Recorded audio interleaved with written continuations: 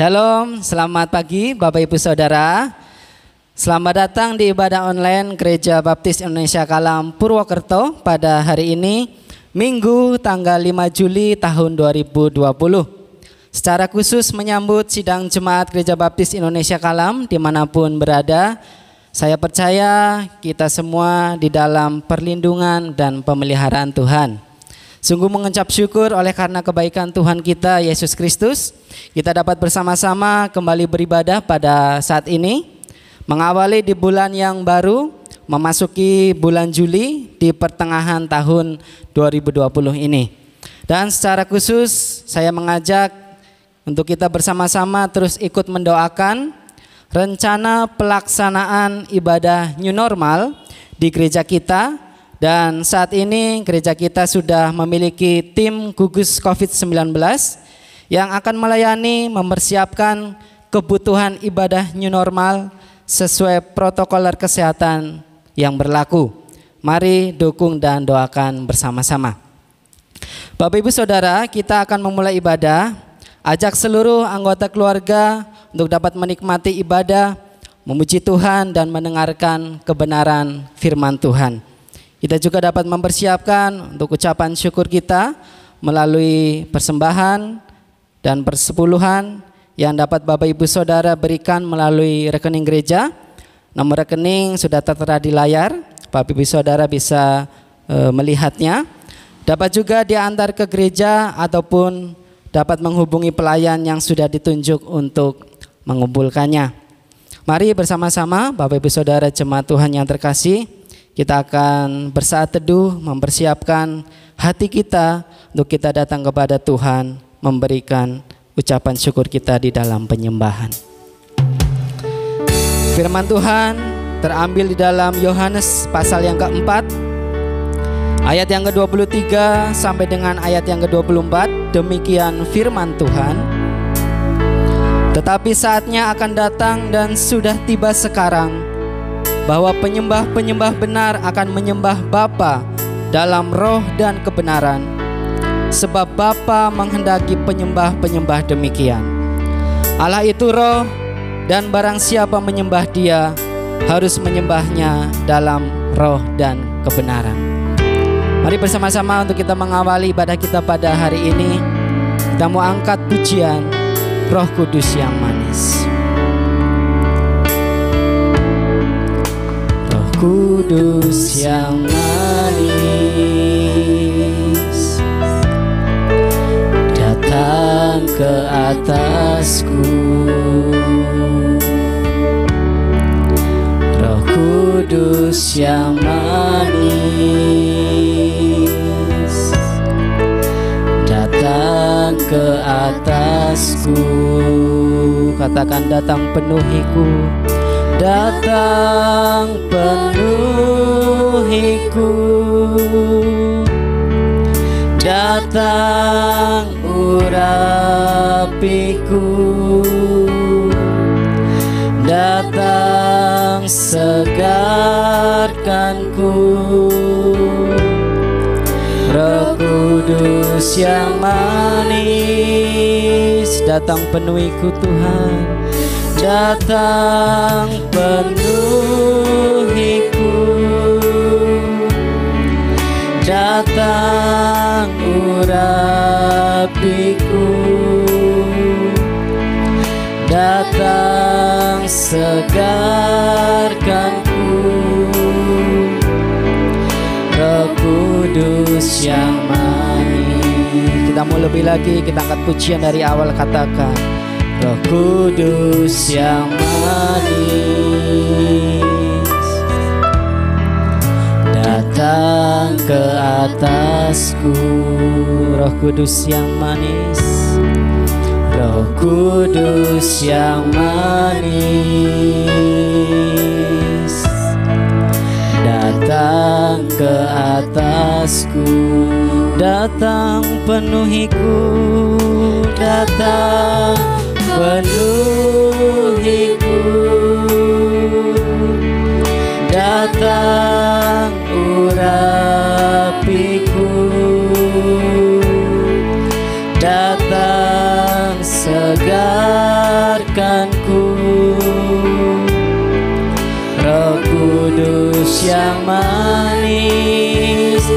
datang penuhiku, datang penuhiku,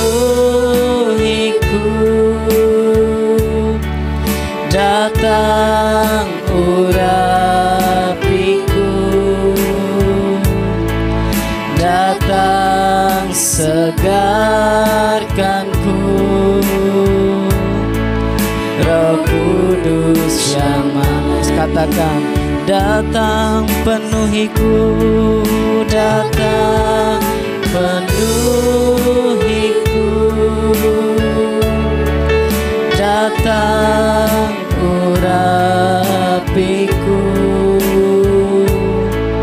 datang segarkanku.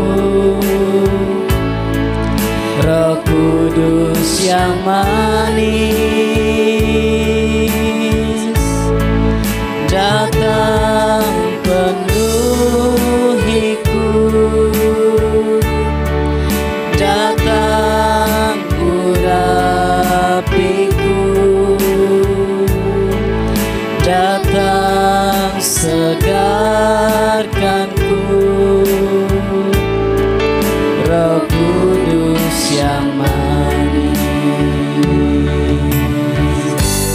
Mari kita datang kepada Tuhan di dalam doa. Bapa, sungguh kami mengucap syukur atas setiap pemeliharaan-Mu yang sungguh luar biasa, yang boleh kami rasakan di dalam setiap kehidupan langkah kami ya Bapa. Hari lepas hari sungguh kami merasakan kebaikan Tuhan,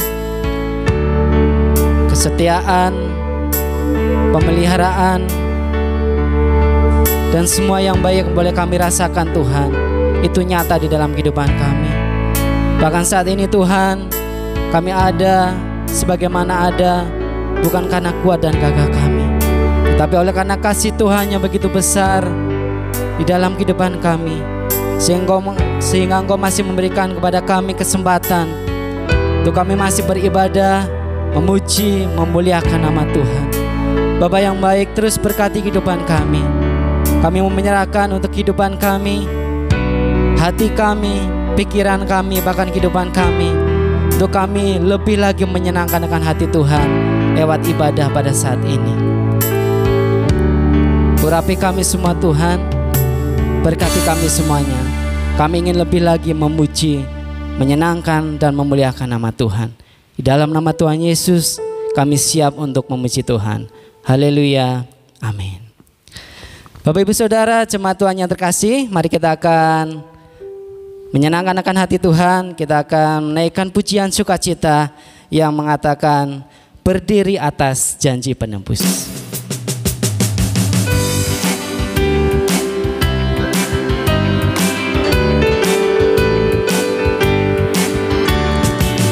Berdiri atas janji Rajaku, puji syukur bagi Kristus ku seru.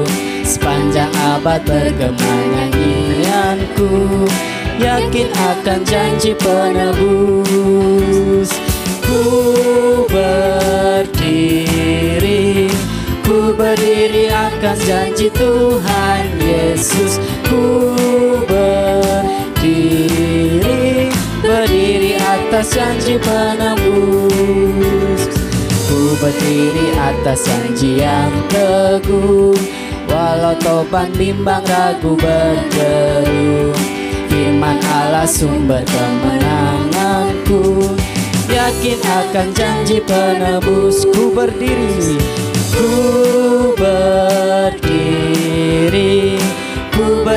atas janji Tuhan Yesus. Ku berdiri atas janji penebus.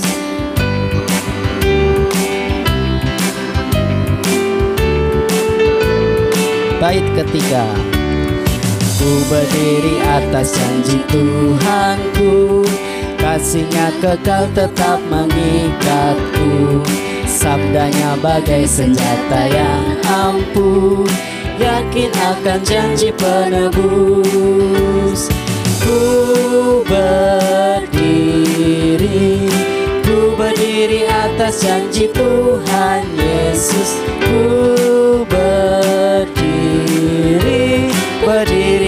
atas janji penebus. Bait yang keempat. Ku berdiri atas janji yang kukuh. Ku dengar suara rohnya yang merdu. Ku bersandar pada juru selamatku, yakin akan janji penebus. Ku berdiri atas janji Tuhan Yesus. Ku berdiri atas janji penebus. Haleluya, saya percaya kita boleh merasakan sukacita yang dari Tuhan. Amin. Mari Bapak Ibu Saudara, jemaat Tuhan yang terkasih, kita mau mempersiapkan hati dan pikiran kita untuk kita bersama-sama akan menerima kebenaran firman Tuhan pada saat ini. Kita persiapkan hati dan pikiran kita dalam sikap berdoa. Kita mau mendengarkan firman Tuhan pada saat ini. Walau ku tak dapat melihat semua rencana-Mu Bapa, tetapi kami percaya Engkau senantiasa Allah yang memiliki rancangan yang terbaik di dalam kehidupan kami Tuhan. Terima kasih Tuhan.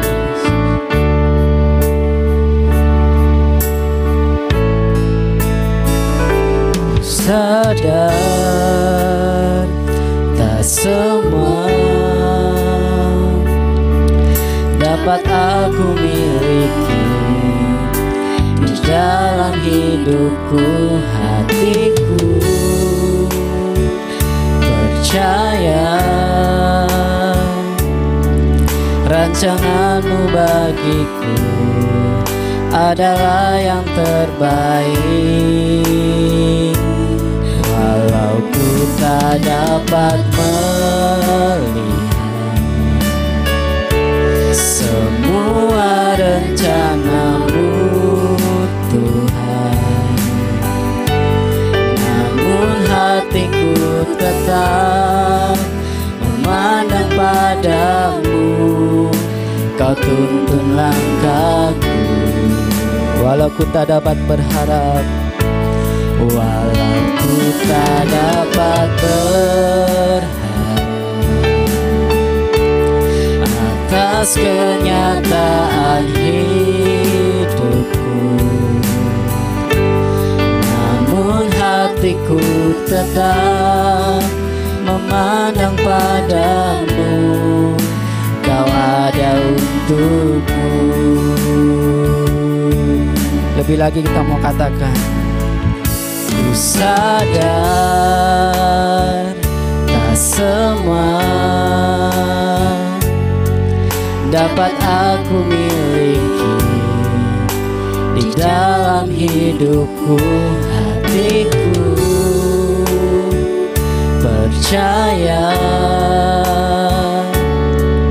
rancangan-Mu bagiku adalah yang terbaik.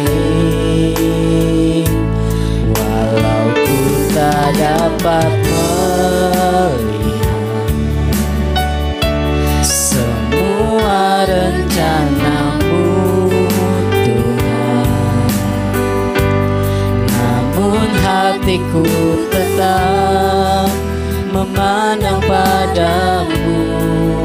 Kau tuntun langkahku, walau ku tak dapat berharap atas kenyataan hidupku,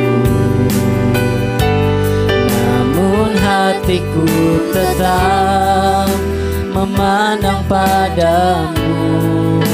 Kau ada untukku, namun hatiku tetap,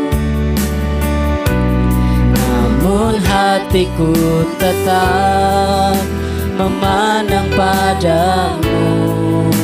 Kau ada untukku. Katakan sekali lagi, namun hati kami tetap, namun hatiku tetap memandang padamu. Kau ada untukku. Mari kita bersatu di dalam doa. Kami mengucap syukur kepadamu ya Bapa, oleh karena kemurahan, kebaikan, dan pertolongan yang daripada Engkau, kami ada sebagaimana kami ada, semua karena kasih karunia-Mu. Bapa yang baik, kami rindu mendengarkan kebenaran firman-Mu. Oleh karena itu, dimanapun jemaat-Mu berada pada hari ini, kiranya kuasa yang daripada Roh Kudus memberikan ketundukan kepada mereka untuk berdengar-dengaran tentang kebenaran firman-Mu ya Bapa. Hamba-Mu, sembunyikan hamba di belakang salib-Mu, dan berkata-kata lewat hamba-Mu sendiri, agar apa yang hamba perkatakan adalah firman kebenaran yang daripada Engkau. Terima kasih ya Tuhan, berfirmanlah, kami siap mendengarkannya. Di dalam nama Yesus kami berdoa mengucap syukur. Haleluya. Amin. Shalom saudaraku yang terkasih di dalam Tuhan, dimanapun kita berada hari ini.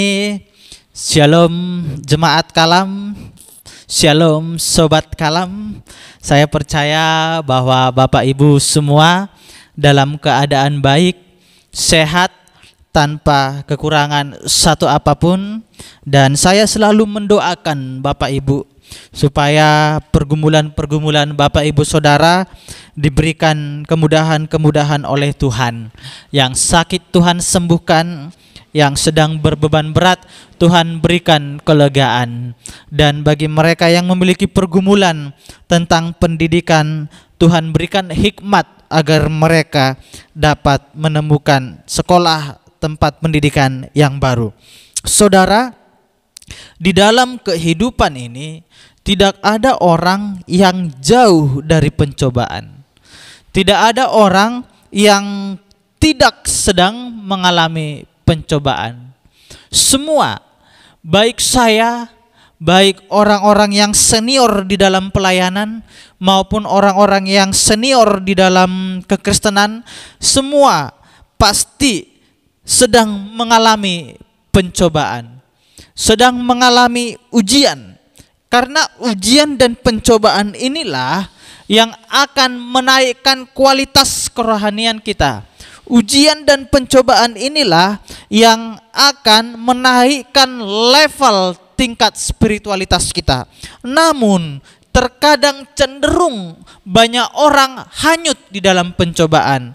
Banyak orang percaya malah terbawa oleh situasi-situasi pencobaan. Tingkat kerohanian setiap orang berbeda-beda.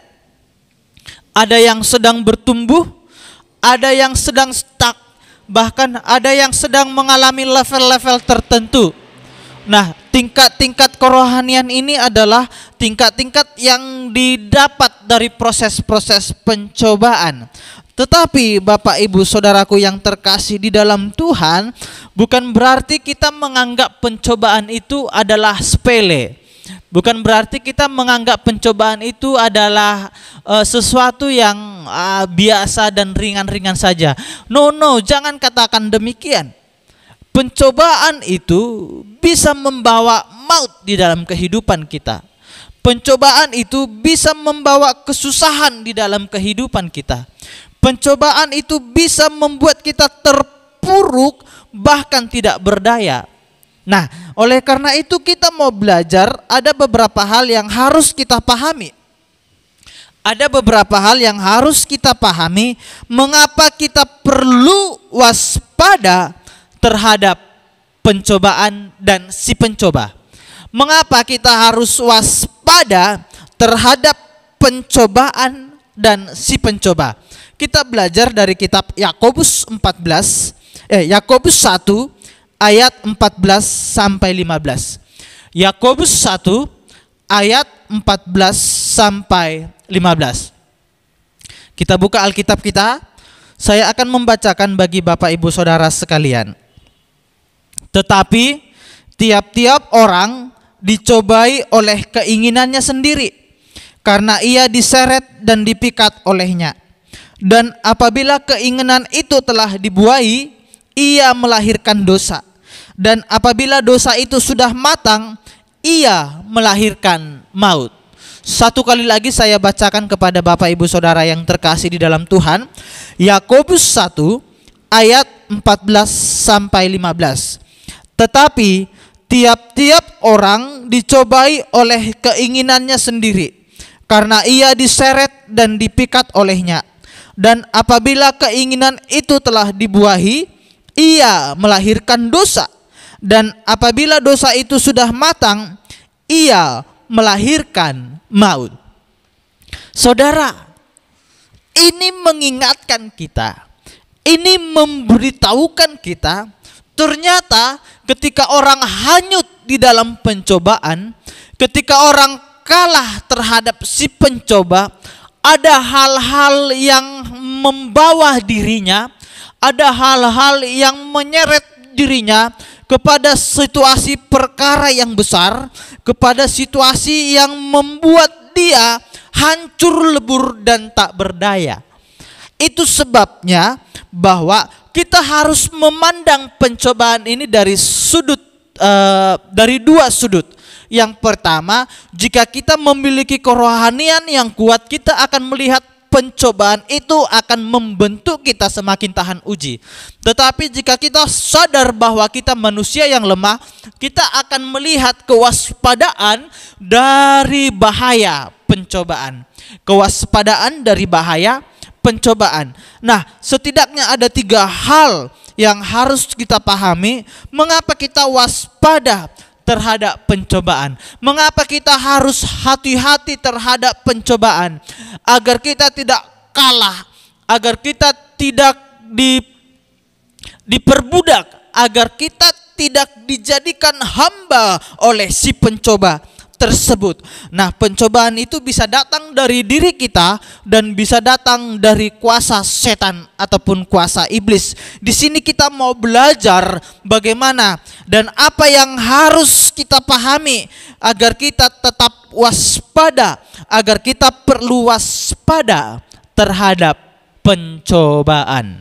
Yang pertama, hal yang pertama yang harus kita pahami adalah bahwa pencobaan itu sangat memikat. Amin. Pencobaan itu sangat memikat. Wow, mengapa dikatakan sangat memikat? Nah, Yakobus mengatakan demikian.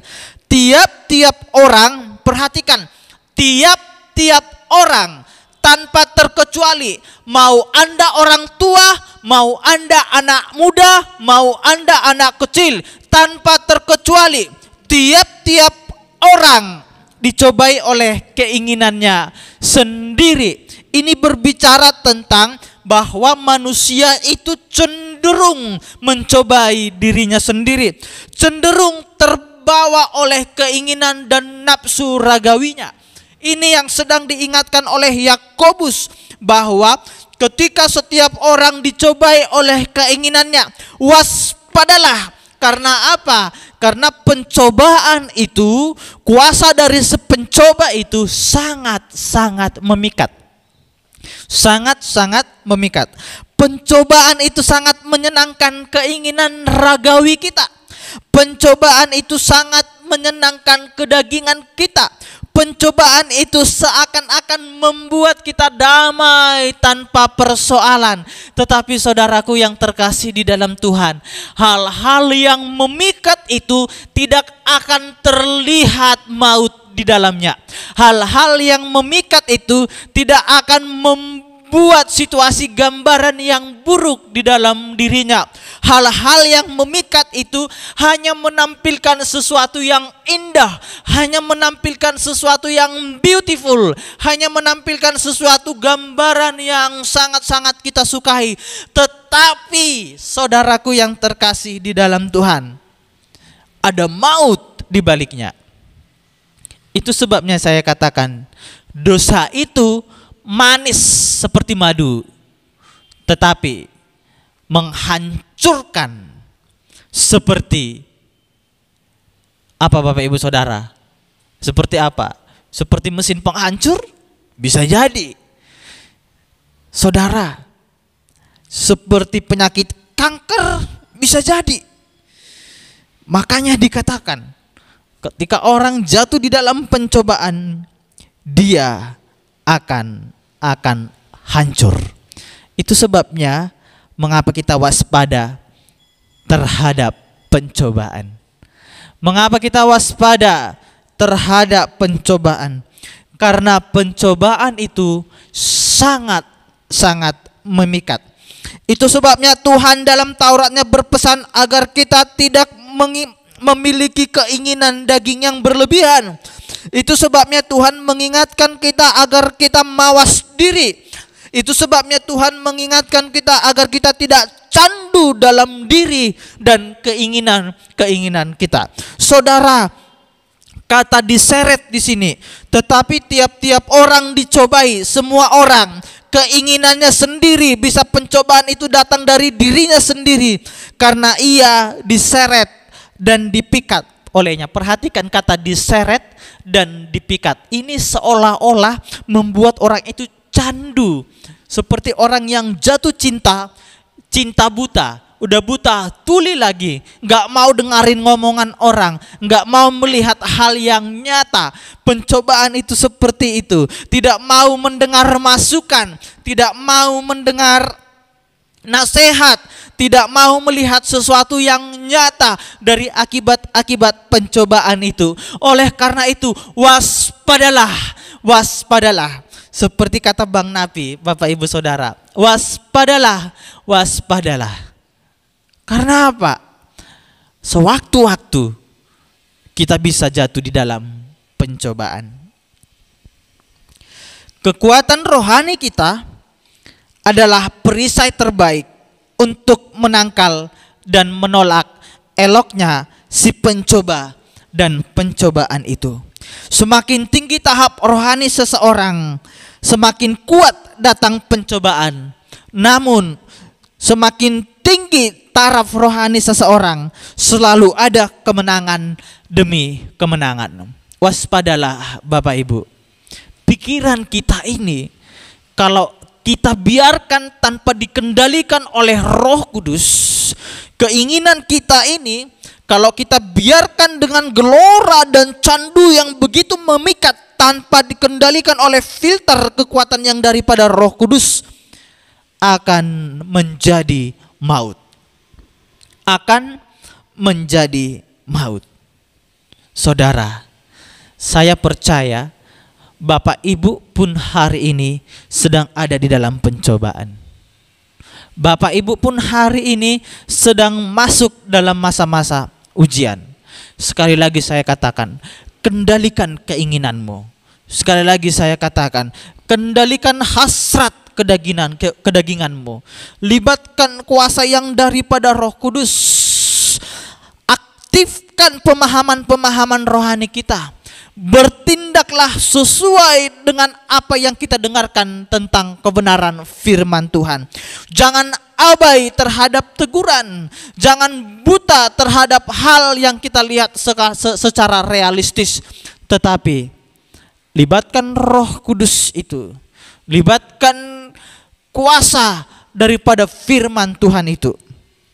Sehingga candu dan daya tarik dari si pencoba dan pencobaan itu akan membuat kita terbebas, akan membuat kita mampu menolak giurnya, nikmatnya daripada keinginan itu.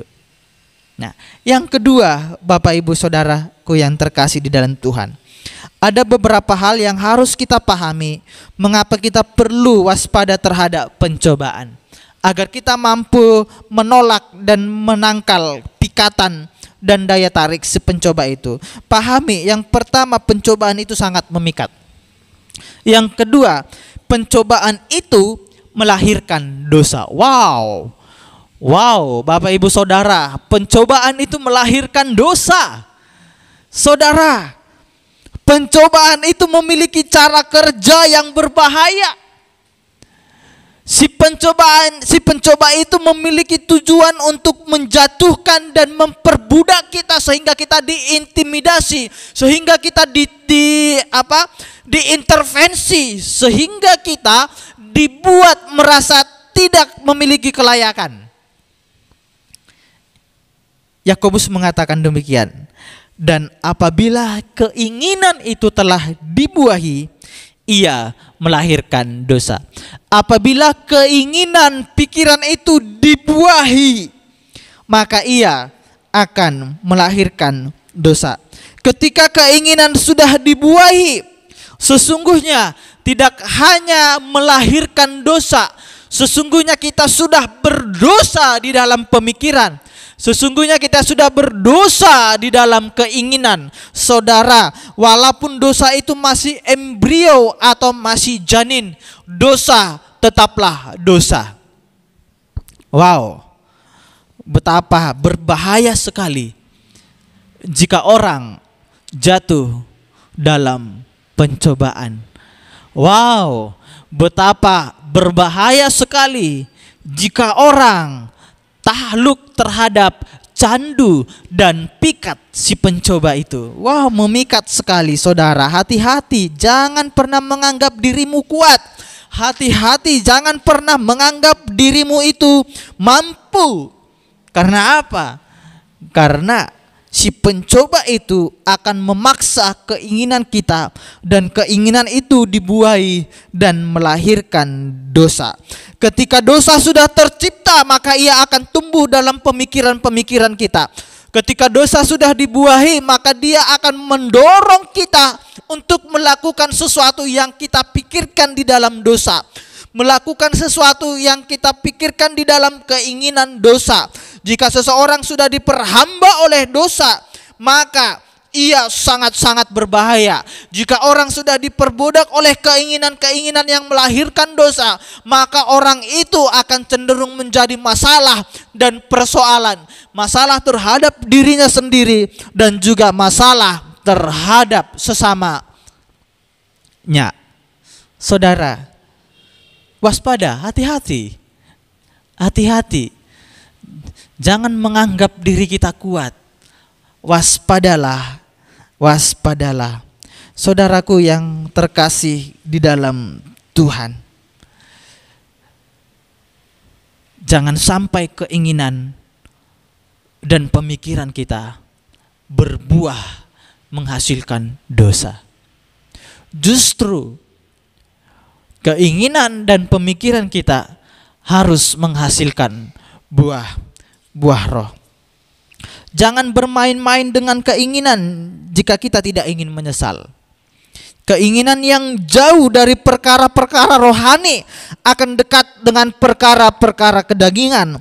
Pemikiran yang hidup di dalam kedagingan akan selalu dibuahi dan melahirkan pikiran-pikiran dan tindakan dosa. Itu sebabnya, saudara, gereja itu perlu hadir di tengah-tengah kehidupan kita. Gereja itu perlu hadir di dalam rumah tangga kita. Agar apa? Agar kita mampu menangkal nikmatnya si pencoba itu. Agar kita mampu menangkal keinginan-keinginan ragawi duniawi kita ini. Ketika gereja hadir, maka kita akan ditawari tentang kerajaan sorga.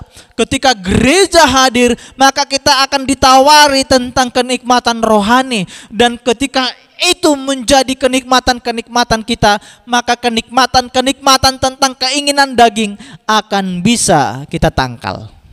Amin. Amin. Saudara, ini sama halnya seperti ibu-ibu yang tidak ingin belanja tetapi coba-coba pergi ke mall. Apa, Bapak Ibu? Ibu-ibu yang tidak ingin belanja tetapi coba-coba pergi ke mall. Nah, ibu ini kan, misalnya gini, sebut aja namanya ibunya Payem. Payem, ke mall yuk. Ah, enggak lah, enggak punya duit. Ah, bener loh, enggak punya duit. Iya, enggak punya duit. Lalu si Payem sejenak merenung. Ya ngapain di sini ya? Di rumah juga enggak ada kerjaan, enggak ada yang harus diurus. Ya udah, akhirnya dia menghubungi teman yang mengajak tadi. Mbak, yo Payem gimana? Aku jadi ikut deh ke mall. Ya udah, Payemnya ikut ke mall, pergi bareng-bareng sama mbak yang mengajak dia itu. Tidak ingin, tetapi dia mencobai dirinya dan pergi ke mall. Coba-coba. Ya udah, akhirnya apa Bapak Ibu Saudaraku yang terkasih di dalam Tuhan? Duitnya tinggal 200.000. Udah buat hidup beberapa minggu. Lalu main ke mall, lihat baju diskon 40.000 apa 40%, dilihat harganya, oh ya udah, mikir sebentar, baru mikir dulu, dan timbul keinginan, beli enggak ya. Nah, ketika keinginan itu lebih kuat, maka membuahi pemikiran. Lalu pemikiran ini menggerakkan tindakan kita, ya udah, untuk memutuskan, ya udah saya beli saja.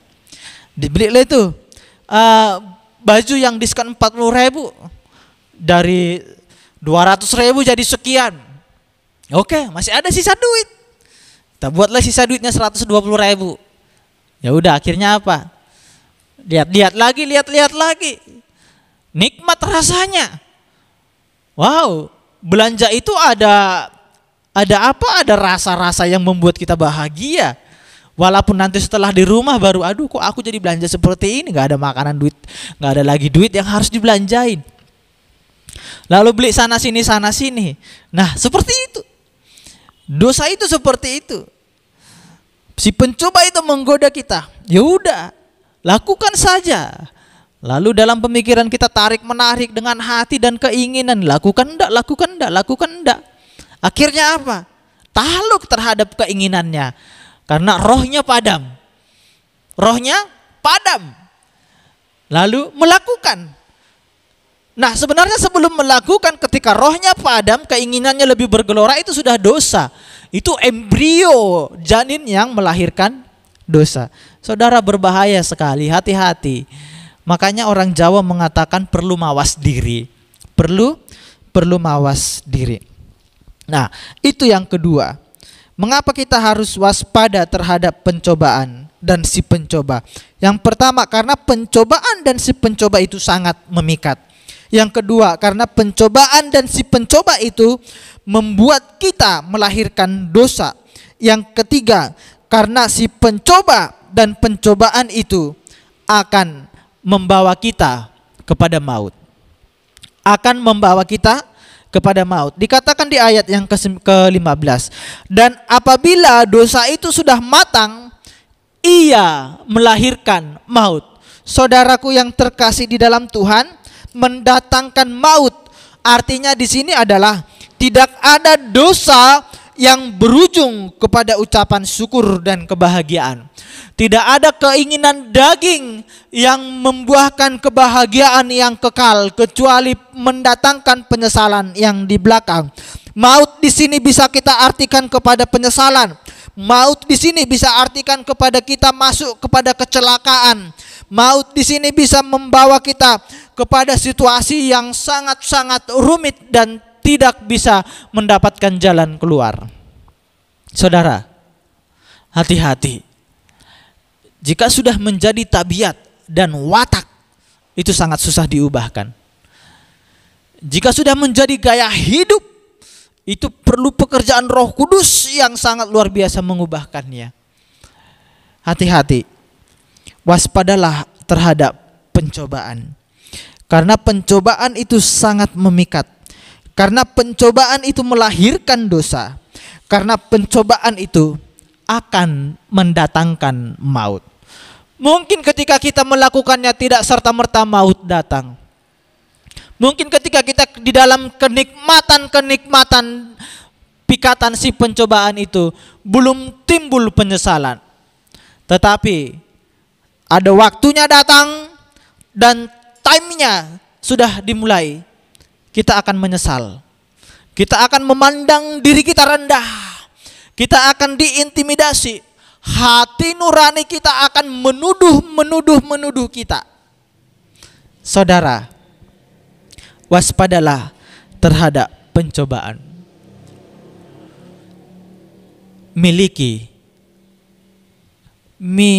pengetahuan akan kebenaran firman Tuhan. Berdengar-dengarlah terhadap firman Tuhan. Dan taat dan tunduklah, bertindak sesuai kebenaran firman Tuhan. Saya tidak sempurna, Bapak Ibu tidak sempurna. kita sama-sama belajar, kita sama-sama bertumbuh di dalam iman, bertumbuh di dalam pengetahuan akan firman Tuhan. Roh Kudus yang sudah diberikan itu harus menguatkan kita. Roh Kudus yang sudah diberikan itu harus membimbing kita. Roh Kudus itu harus dominan dari keinginan kita, Bapak Ibu. Saya paham, terkadang di pekerjaan godaan itu sangat-sangat menggiurkan. Betul. Tawaran-tawaran di dalam pekerjaan, tawaran-tawaran di dalam sosial, tawaran-tawaran di dalam kehidupan sehari-hari kita, itu sangat-sangat memikat. Sangat-sangat memikat. Itu seperti manisnya gula yang dikasih racun. Paham Bapak Ibu? Manisnya gula yang di dalamnya ada racun. Hati-hati. Pencobaan dan si pencoba itu sangat memikat. Si pencoba dan pencoba itu akan membuat kita melahirkan dosa. Si pencoba dan pencobaan itu akan membawa kita ke dalam maut. Tetapi bagi mereka yang kuat secara rohani, pencobaan itu akan melahirkan tahan uji. Dan tahan uji akan melahirkan ketekunan. Dan berkat-berkat Tuhan akan dicurahkan kepada kita. Waspadalah, waspadalah. Musuhmu sedang mengaung-ngaung, ingin mencakar dan mencabik-cabik kita, ingin memporak-porandakan hati yang penuh damai sejahtera ini. Tetapi kuasa Tuhan akan selalu melindungi kita. Tuhan Yesus memberkati. Waspadalah, waspadalah. Mari kita berdoa. Bapa, indah sekali firman-Mu hari ini. Lebih indah dari pikat dan candu dari si pencoba dan keinginan-keinginan kami. Biarlah firman-Mu menjadi nyawa di dalam kehidupan kami. Biarlah firman-Mu menguatkan dan meneguhkan kami, agar kami pun terhindar dari kuasa si pencoba. Bapa yang baik, ampuni kami jika cenderung kami jatuh dan hanyut di dalam pikatnya. Roh Kudus, kuatkan kami. Terima kasih ya Tuhan buat firman-Mu hari ini. Bapa, hamba-Mu berdoa bagi jemaat-Mu dimanapun mereka berada hari ini, yang sedang terpuruk secara rohani, Tuhan kuatkan. Yang sedang terpuruk karena sakit penyakit, Tuhan berikan penghiburan. Mereka yang terpuruk karena begitu banyak persoalan yang mereka hadapi, berikan mereka kekuatan. Yang sakit Tuhan sembuhkan, yang lemah Tuhan berikan kebugaran. Terima kasih ya Bapa. Yang berulang tahun di minggu ini, berikan mereka penghiburan, berkat, kasih, dan anugerah-Mu. Apa keinginan dan harapan mereka, kehendak-Mu Tuhan nyatakan. Ini doa dan harapan hamba, hanya hamba haturkan di dalam nama Putra-Mu Yesus Kristus, Tuhan dan Juru Selamat kami. Haleluya. Amin. Selamat hari Minggu. Tuhan Yesus memberkati.